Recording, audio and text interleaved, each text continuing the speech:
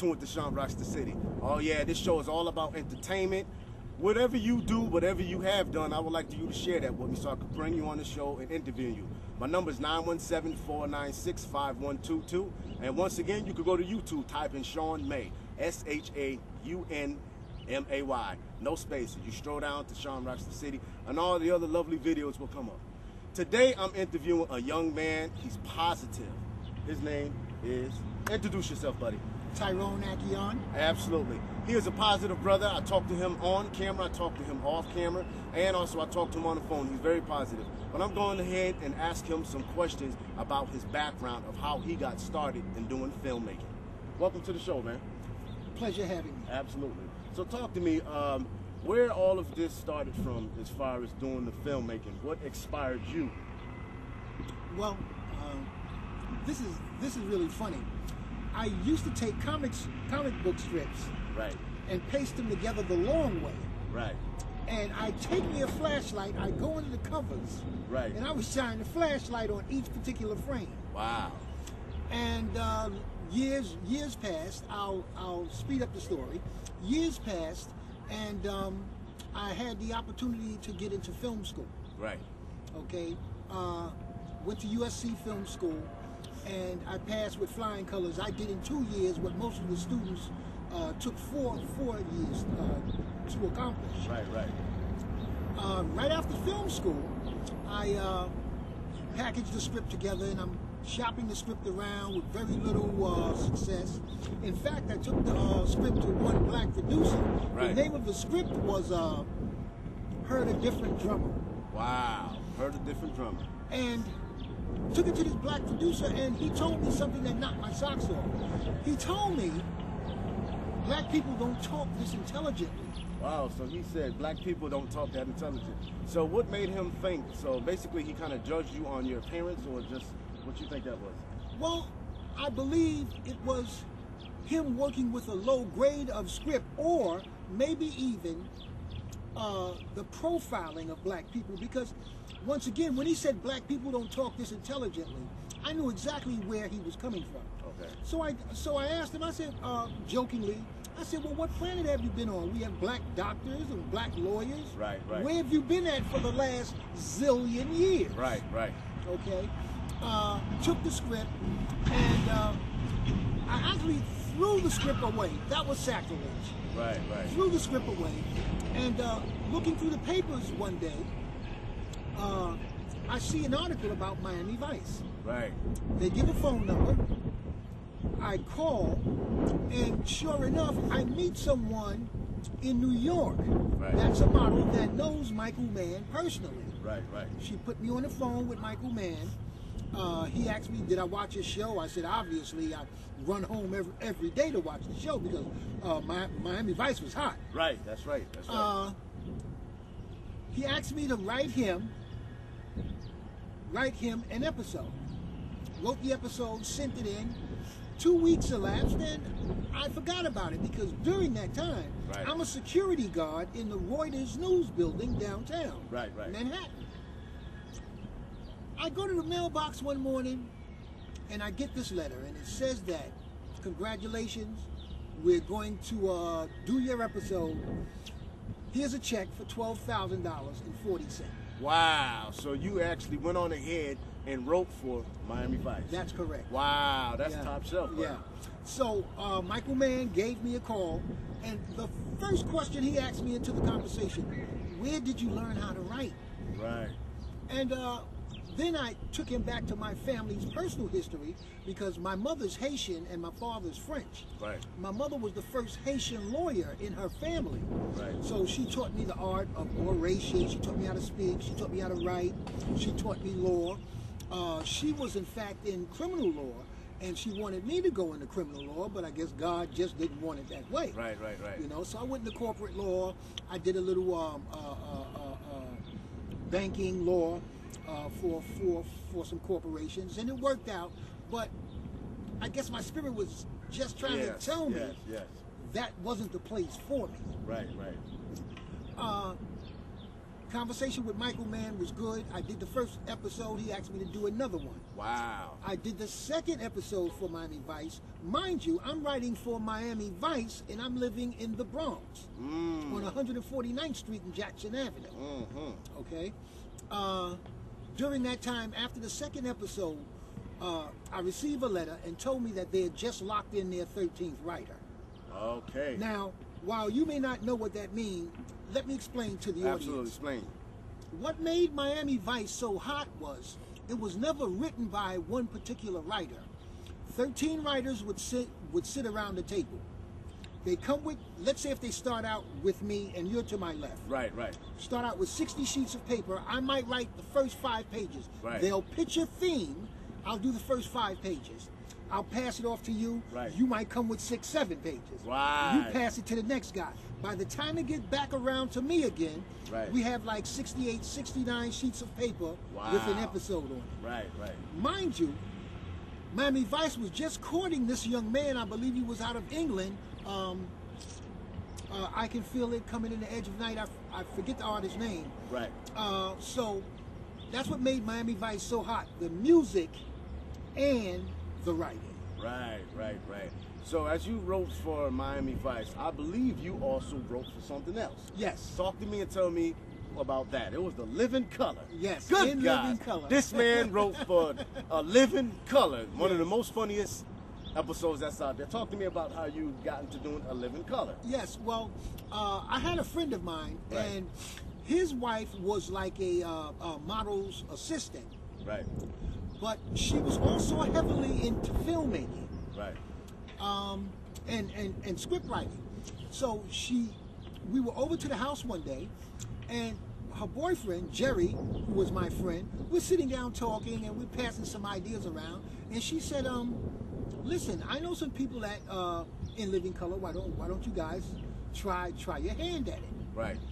Okay, so we thought about it, and after careful deliberation, we came up with the comedy skit, The Pillsbury Po' Boy. Wow, we're gonna have to check that out. Absolutely. So we wrote the episode. They did it. Right. Everyone saw it except myself. Oh, okay. Okay. And I think maybe it was like a month or 2 after that, I went independent and I never looked back. Wow, that's right. Now, as a filmmaker, that's a lot of positive things. And as us actors and filmmakers, we run into things that try to hold us back or try to stop us. Now, as I talked to you off camera, you mentioned to me that you had to do a little bit of time. Yes. Would you like to share what happened of trying to stop you from achieving more of your dream and your goal? Well, you know, this is a kind of a touchy subject, but I like to share that because there's actors that's out there, such as yourself, singers, and we run into things and we keep it in and we hold it in, and we don't let it off our chest. So there's some things that we have to let off our chest. I know this man let it off his chest, but I like to ask him to share this with you because of the simple fact it may be you going through something at home, it may be something that you went through or something that you might end up going through. But this just give you a little inspiration as far as that you're not the only one going through what you're going through. Absolutely. Well, as growing up as a young man, my father was a professional boxer. Right. So he wanted me to follow up in his footsteps, and I did. Right. Unofficial record is 105 fights, 1 loss, 1 draw. Never been knocked down, never been knocked out. So you was a professional fighter. Yes. Watch it now. Right. You see that? He put that hand up there. That's right. So doing that and other things because I was always talented. My mother played the piano. Wow. Besides being a lawyer, she played the piano. The saxophone, the guitar. So she was just gifted. Yes, absolutely. So she tried to teach me how to play the piano, but my fingers just didn't have the dexterity. So it's like you had all thumbs. That's right, you know. And all I could do was ball them up and make the other things. There was a stint with the Black Panthers. I'm an ex-Black Panther member. Okay. I was part of the Harlem riots. Right. During that time. I was one of the people that stood outside online at Unity Funeral Home waiting to go in to view the body of Malcolm X. Wow, we're going to talk about that in 1 minute.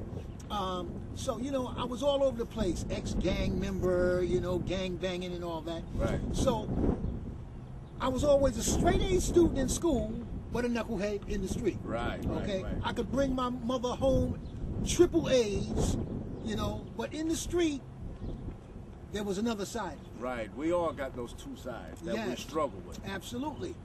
And during that time, I'd run around, I was a stick-up kid. And during that time, I'd run around Harlem, sticking up. And my gun of choice was that street sweeper.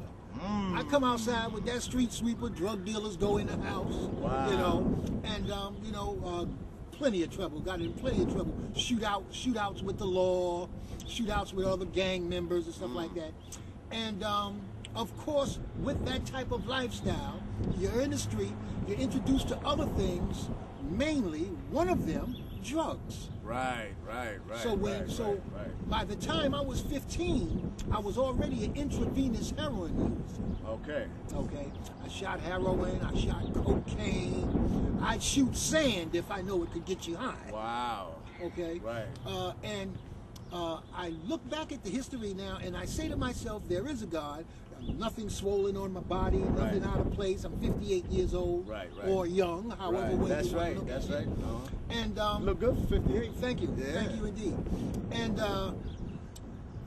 I had got with this young lady, and she just was not the one for me because she had other men in her life. She and I got married. I didn't know all of this until after the marriage, after the fact, of course. Hindsight instead of foresight. Right. And one thing led to another. And one morning I woke up to a situation that I don't think any man wants to come home to.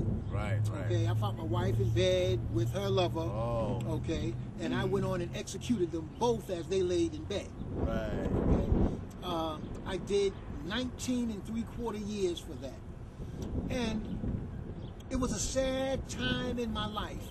But then, if not but for the grace of God, you know, I don't think I would be here.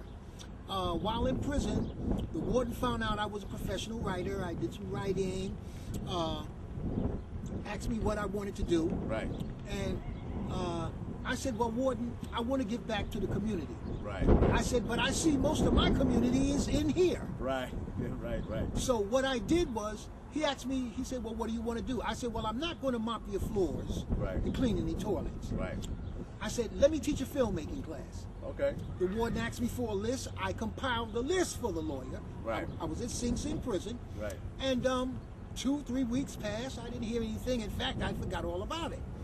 One morning, an officer came to my cubicle, Right. knocked on the top of the cubicle, told me to come out to the loading dock, and it was cameras from here to about 100 feet in distance. Wow. Boxes, oscillators, wires, lighting, all kinds of stuff, microphones, everything. I set up a classroom in Sing Sing, Right. as if it was a film studio, and for the better part of 14 years, I taught the inmates filmmaking, and the NAACP heard about it, and I received the NAACP Achievement Award while I was in prison. Congratulations, brother. Yes, thank you. So, as you, was there any signs of anything that came about that your woman was merging off from you, or? Well, you know, there were the little signs, and you know, when you're that steeped in the love, you kind of ignore the signs. Right. You know, there were signs.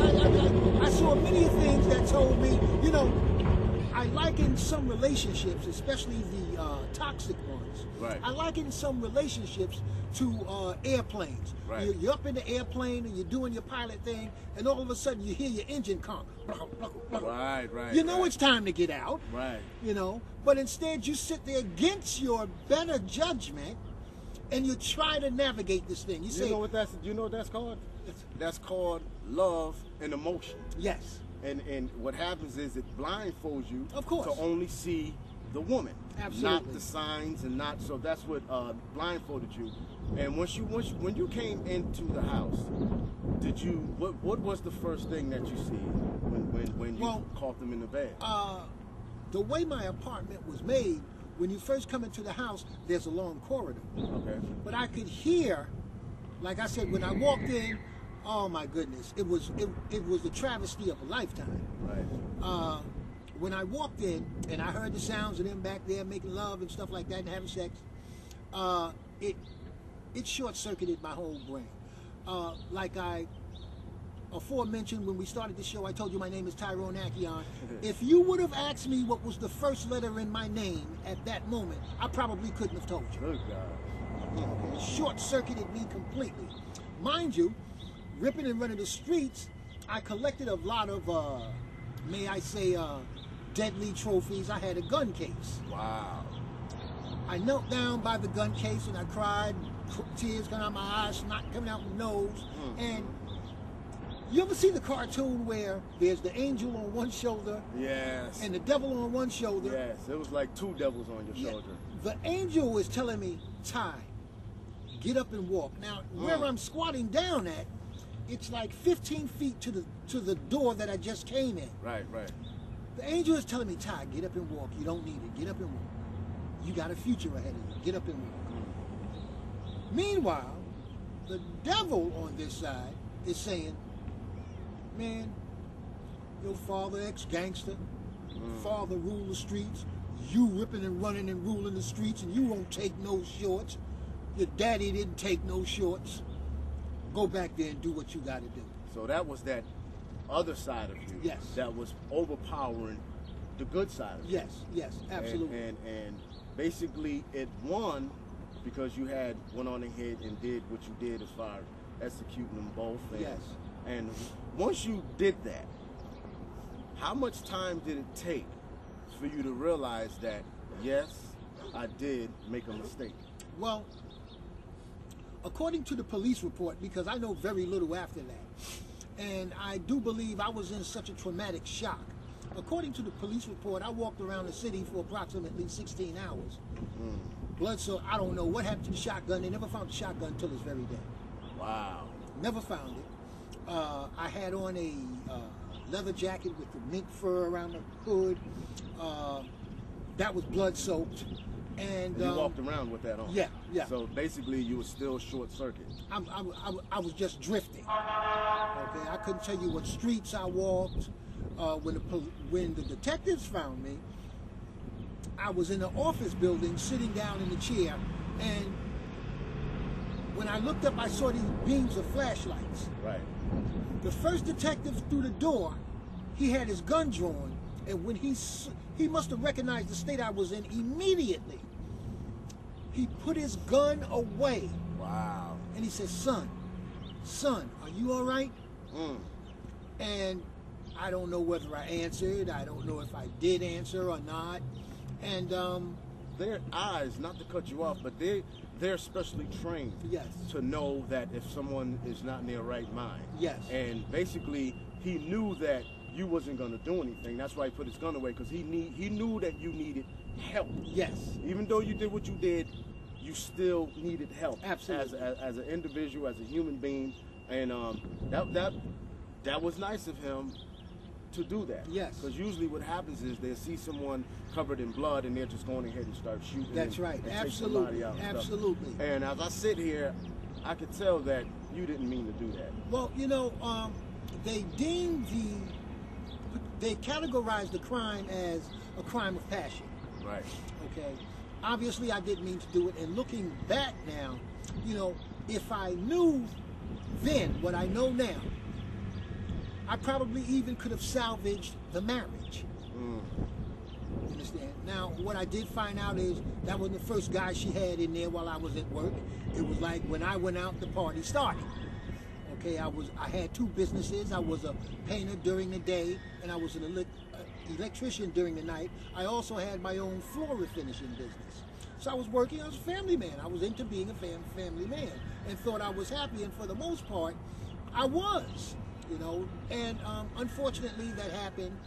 It's something I know I'm going to take to the grave with me. I've been in Christ now for approximately 31 years.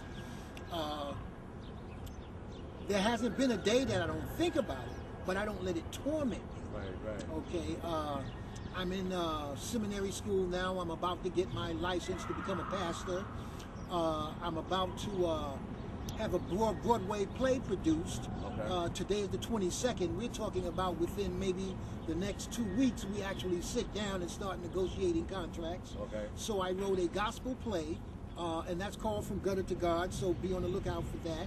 It's called Gutter? From Gutter to God. Wow. And along with that, I just wrote a miniseries for HBO called Brick City BJs. Watch out for that one also. And I wrote a movie called The Chosen, and that has a spiritual overtone in it also. Right. Okay. So I'm back into filmmaking now. I'm coming out with a vengeance. You know, I love my craft. And for all of you would-be filmmakers out there, even if you've thought about the idea of doing it, but you don't know really which way to go, I think they say the best way to start is always at the beginning. The beginning. If you really, really decide to make filmmaking your passion, find a film school, write. That's how you become a good writer. When I was teaching my students, they would say, well, Mr. Akion, you know so many big words. There was a time when my mother taught me at least 3/4 of the words in the dictionary. Oh, okay. Okay. Right. So I say write, study the dictionary just like you would study a Terry Woods novel. Right. Okay. Yeah, Because Terry Woods is a good friend of mine. Also. Yes, Absolutely. I just spoke to her the other day. In fact, I'm about to complete my novel also. Okay. So not only do I do the movies and plays, I do novels, and I teach filmmaking. I teach the Bible, because my passion for the Lord tells me that I was wrong for doing what I did some Right. 20 years ago. Right. I know I was wrong. I was wrong than 2 left shoes. Okay, I was wrong. However, since I'm living, I have to make my life a living testimony. And Right. by doing that, the only way I can be comfortable being a living testimony is to be the opposite of what I was in the past. Right. I look in the mirror now, and I like that guy I see looking back. Absolutely. Now, as you was in your, we'll take it back to the relationship. Is there anything that you've seen within yourself that maybe you could have changed to probably better the relationship? Oh, of course, And absolutely. and what's that? What's some of the things that you wish that you could have changed? You know, I don't know about all men, so I can only speak for myself. Yes. But I was a late bloomer coming into maturity. Right. You know, I married 2 times previously, and my spirit just wasn't mature enough to be in that type of marriage situation. Okay. Another thing, I didn't know how to handle certain situations when they came up, and the first thing I would do, I would always come out with an angry temper. Right. Okay, so that halted a lot of things. When you come out with the angry temper, was that because you had a lot of buildup in you and you didn't know how to say it in words? Absolutely, I would agree. I would agree with that. And where do you think that comes from? Because there's a lot of people that hold a lot of anger in and they just don't know where to put it. Since you done got past that, what could you say to someone that has a lot of anger buildup and they don't know where to put it, but they really do want to know where to put it? They want to get it off of them. And there's a lot of people out there, you know, like I said, they walk around with this upsetness, they're very angry, and there's a lot of people, just because you see them with a temper, that doesn't mean that they want to have that temper. Absolutely, I It's, agree. it's like they got bit by something and it affected them, and they walk around with that. A lot of times people go to counseling, and the counseling don't work. What could you say to someone that they think they tried everything and nothing doesn't work? What could you say to them? Well, my immediate response, obviously now because of my being steeped in Christianity as deep as I am now, Right. and my love for the Lord, my absolute, unequivocal love for the Lord. And you know, since you said your love for the Lord, we won't be able to love him unless he loved us first. Exactly. So his love, which is him, his spirit, went into you. Exactly. And it cleaned out the stuff that was inside of you to be able to make you even love him more. And the first thing, I'm glad you mentioned that, because that's the first thing I was getting ready. That's the first thing I was getting ready to broach. Right. You have to realize first that you're sick. You know, have you ever had a cold and your mother asks you, boy, you got a cold? You say, no, ma, I ain't got no cold. Right. And you walk around sniffling, and then you try to hide the sniffle, and then you wind up infecting not only yourself more, but you infect everyone in the household. Right. So my first suggestion would be to recognize the sickness. You know, I got a lot of anger built up in me, but I don't know where to let it out, but I want to let it out. Because some people, they have it in them. Right. They let it build up. Right. And they take no consideration that they have it. Right. They just feel as though they should become an empty glass and just fill up with the anger, fill up with the anger, fill up with the anger, fill up with the anger, and fill up with it. Right. Okay. Then second of all, whether it be a family member, a very close, trusted friend, or whatever, let it out. Right. Let it out. Right. Because, you know, I found out in this country that what we do, which is to me deadly and toxic, we are ashamed to reveal our real selves. That's true. Simply because That's true. It puts us at such a vulnerable state. That's right. Okay. I listen, let me give you something. Go ahead. I listened to a teaching from T.D. Jakes. And T.D. Jakes took the word intimacy and he said, let's break the word down and change it. Let's make intimacy into me. See. Wow. Say that one more time. Yes. The word intimacy, you just change it around and it becomes into me. Yeah. See. Wow. So now you can strip yourself bare, and I'm gonna tell you, you can come away not caring who talks about it, just like I'm doing it this particular interview right now. Right. I'm doing this because of my love for my audience and my newfound love for myself and God. Right.